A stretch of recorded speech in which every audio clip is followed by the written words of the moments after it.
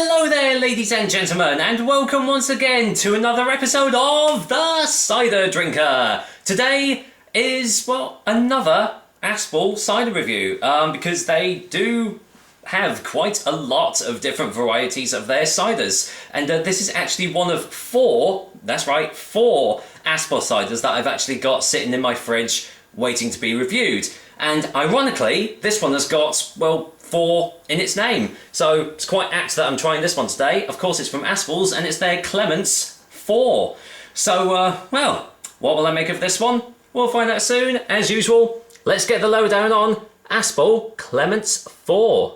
Aspall Clement's 4 is available in these 500ml glass bottles, which I do believe is the only way you can buy it as well. Their alcohol percentage is 4% ABV, and it doesn't actually say what sort of taste it's going to be. The price, well, Aspall ciders do tend to vary quite a lot, but the average price is around about £1.99, at least in my area anyway. So there we go, another Aspall cider. What will this one be like? So yes, another Aspall drink. I've had quite a few of theirs now, including one of their Waddle Goose Lane varieties, and they've been pretty all right. Nothing like absolutely amazing about them. I think my favourite one so far has been the Premier Cru, which so happens to be their strongest one at 7%. But this one comes at a much more manageable 4% ABV. So this might be their new Sessions cider, because I know this is one of the newest flavours, I suppose, that along with Isabel's Berry, one of which I don't actually have, unfortunately. But let's see what it says on the back. Clement Chevalier, founder of Aspall in 1728, brought the artisanal skill of blending ciders to Suffolk from his native Jersey. Clement's 4 is a classic example of this technique, and it gives taste descriptors and stuff like that, but I won't say that because, well, taste is subjective, so whereas one person might taste grass, another one might taste caramel or something. Serving suggestion: enjoy with Greek hummus, tzatziki, stuffed vine leaves, Spanish tapas, tortilla and olives. Basically no British meals, so don't have this with your fish and chips. So yeah, there we go. Once again, as usual, the fat women are being ridiculed again, and you can't have this once more. So there we go, let's get this top open and see what I make of this one. Let's go in for the whiff.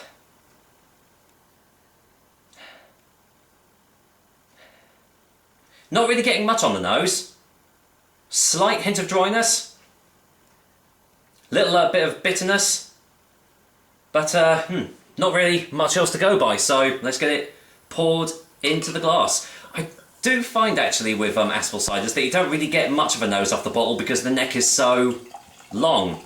You'd have thought it would have been the other way around, wouldn't you? But apparently not. Let's get this all poured in. Aspall don't do sediment. At least not to my knowledge anyway. Right, let's turn this round, go in for the colour. As if you really need to see it. I mean, pretty much nearly clear. Looks almost like a Perry, actually. Very, very light carbonation. This tends to be the theme with Aspall ciders. They do all seem to be this sort of colour. Very, very light, very, very clear.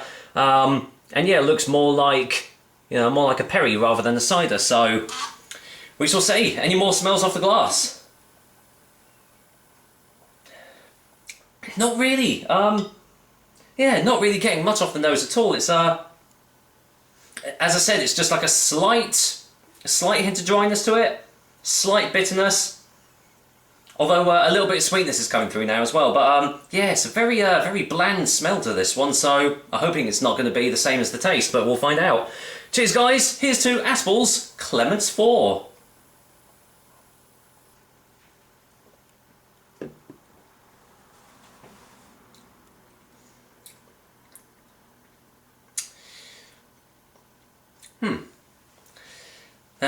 That was very underwhelming. Let's get a second opinion.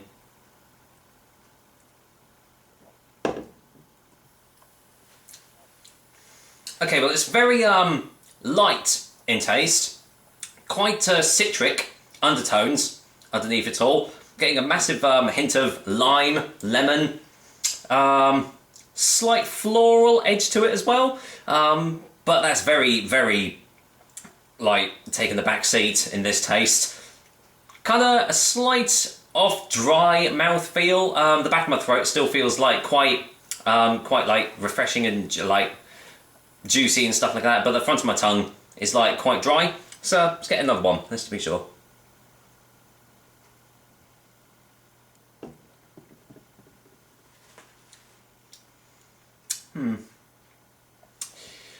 Yeah, even from the offset, this has been a very underwhelming cider. I mean, it has got some tastes there. Like I said, it's got that slight citric tone to it, but there's not really that much to this cider at all. Let's just see what it does say on the tasting notes now that I've tried it. Gentle fruit with fragrant wood overtones and the aroma of spring flowers. Well, there you go. I did get a slight floral undertone to it, but fragrant wood overtones.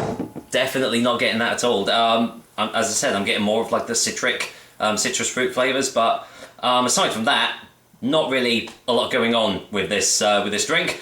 As a session cider, well, I suppose it does its job. You could easily session this, but there are definitely much better tasting ciders out there, even better tasting ones from Aspall anyway. So, well, let's get a final taste before the final verdict then.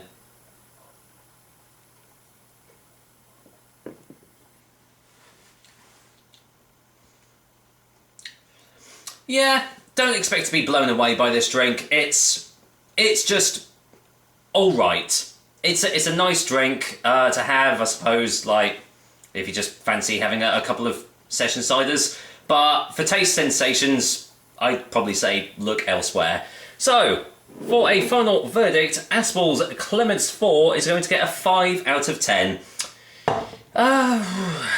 Would I recommend getting this one in place of other Aspall ciders? Not really. They have done a couple more better ones, but then they have also done some kind of rubbish ones as well. Like, I really didn't feel much about their organic cider either. So I'm hoping that the other 3 that I've got in my fridge have a little bit more going for them than this one did have. But there we go. That was another episode of The Cider Drink for you guys. Hope you liked it. And as usual, I will be back with another delicious and tasty cider soon. Right, I'm just going to go off and finish off this Aspall Clement's 4 off then. So take care, guys. Until next time.